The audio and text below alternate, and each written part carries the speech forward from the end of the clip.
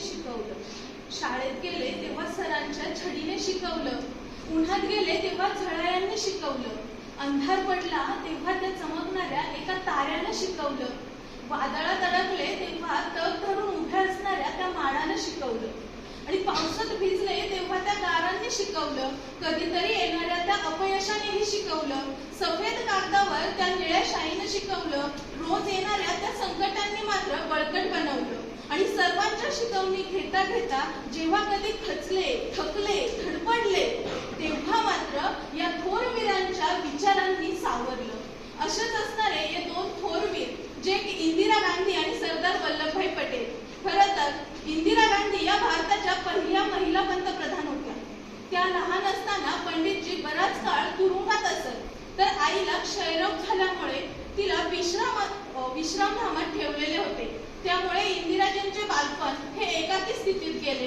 परंतु वडील पंडित नेहरू नेहमी त्यांना आपल्या कन्येला तुरुंगातून पत्रे पाठवत असत. त्या पत्रातूनच त्या बापलेकीतील नाते घट्ट होत गेले.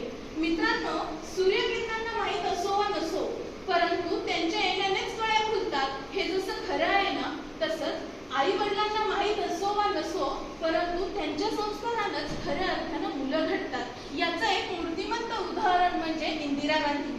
खरं तर इंदिराजींनी अगदी तरुणपणातच राजकारणात प्रवेश केला. खरं तर आजचा हा दिवस राष्ट्रीय संकल्प दिवस म्हणून साजरा केला जातो.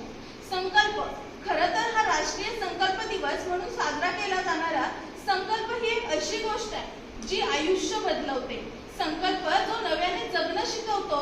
संकल्प जो आयुष्यात नेहमीच पुढे घेऊन जातो. इंदिराजींनी संकल्प उराशी बाळगला व त्या भारताच्या पहिल्या पंतप्रधान झाल्या.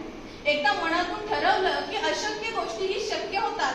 याचे एक उदाहरण म्हणजे महिलांसाठी एक आदर्श असणारी व्यक्ती की इंदिरा गांधी. त्याचप्रमाणे दुसरी व्यक्ती म्हणजे सरदार वल्लभभाई पटेल. ते नेहमी म्हणायचे की आपको अपना अपमान सहने की कला आनी चाहिए. खरं तर आयुष्यात एवढी गोष्ट जमली की आयुष्य जगणं अगदी सोपं होऊन जातं.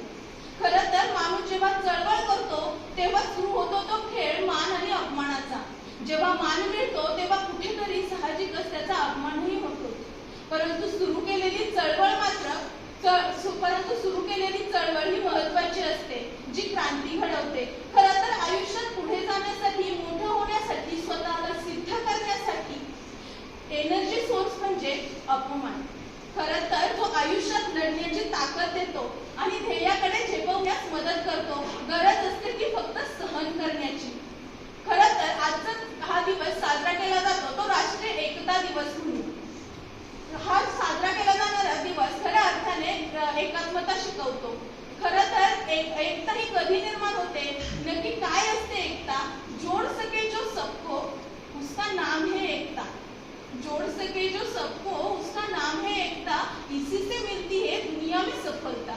खरं तर शेवटी वेळाच्या आणि काळाच्या बंधनात प्रत्येक जण जखडलेला असतो आणि मग खरं तर यातून मी तरी कशी सुटणार म्हणून जाता जाता माझी एक कविता तुम्हाला ऐकू इच्छिते. खरं तर या तरुण वयामध्ये होत जातात त्या चुका, येते ती निराशा आणि मग त्यावेळी माणसाला काय करावं हे सुचत नाही. म्हणून त्यांच्यासाठी एक कविता लिहिण्याचा छोटासा प्रयत्न. एक मन सांगतंय बघ तुला जमतंय का. एक मन सांगतं बघ तुला जमतंय का. रस्ता चुकला होता पण पावलं तर स्थिर आहेत ना. योग्य रस्त्यावर येणं बघ तुला जमतंय का. तुझ्या पंखामध्ये बळ आहे, फक्त आभाळ शोधावे लागणार. तरीही पुन्हा एकदा गगन भरारी घ्यायला बघ तुला जमतंय का. स्वार्थापोटी अन्याय करणारे पावलोपावली भेटणारच. स्वार्थापोटी अन्याय करणारे पावलोपावली भेटणारच. त्या अन्यायाविरुद्ध आवाज उठवण्यास बघ तुला जमतंय का.